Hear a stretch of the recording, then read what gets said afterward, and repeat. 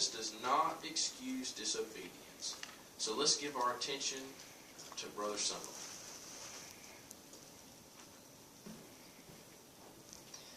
So, who is Abihu? Well, he was Aaron's second oldest son, and at the time of the Exodus, he was a mature man. And what prominence did he have? Well, prominence is an importance or fame, and what he and his prominence was due to him being appointed to serve as a priest, and was soon to become Aaron's successor. I invite you to turn with me to Exodus chapter 24, verses 1 and 9 through 11.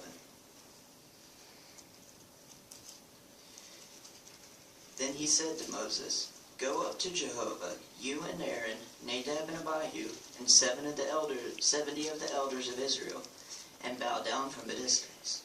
Moses should approach Jehovah by himself, but the others should not approach, and the people should not go up with him." 9 through 11. Moses and Aaron, Nadab and Abihu, and 70 of the elders of Israel went up, and they saw the God of Israel. Under his feet what seemed like a sapphire pavement, and it was as pure as the heavens themselves. He did not harm the distinguished men of Israel, and they saw a vision of the true God, and ate and drank. So Abihu was permitted by Jehovah to go up with Moses, Aaron, his brother Nadab, and 70 of the other elders of Israel, and from a distance were allowed to see a glorious manifestation of God's glory. So he was continually included in the instructions regarding the priesthood and its functions. Jehovah impressed upon them the vital importance of respecting the sanctity of the things related to his worship, including the altar of incense and the incidental equipment. So their very lives depended on respecting divine regulations. So I'd also like to invite you to turn me to Leviticus chapter 10, verses 1 and 2. Later, Aaron's sons, Nadab and Abihu, each took his fire holder and put in it and placed incense upon it. Then they began offering before Jehovah unauthorized fire, which he had not commanded them to do. At this a fire came out from before Jehovah and consumed them, so that they died before Jehovah. So on that day, Abihu had already witnessed a glorious manifestation of God's presence.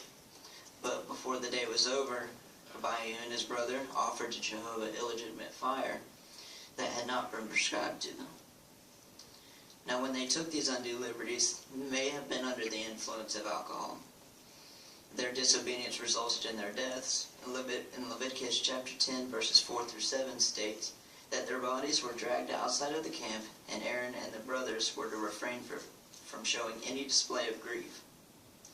Now, the matter of intoxication may have been involved in their grave sin, but the actual cause was their violation of God's requirement for pure worship. Soon after this, Jehovah forbade priests to use wine or intoxicating liquor while serving at the tabernacle. So, what lessons can we learn from Abihu?